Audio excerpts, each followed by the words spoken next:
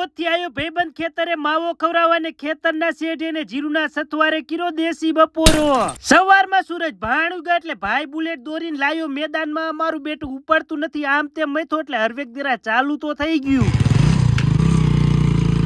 આ ડાવરા રસ્તા વીંટી અને ફાઇનલ પોગી ગયો ખેતરને શેઢે બુલેટ મેકીને દોડાવી ગયો ટાટરે રોજ 8 વાગે પાવર આવે ને એની જગ્યાએ વેલો 6 વાગે પાવર આવી ગયો ભારે મોડું થઈ ગયું આ લેજો ફાટી ગઈ લાઈન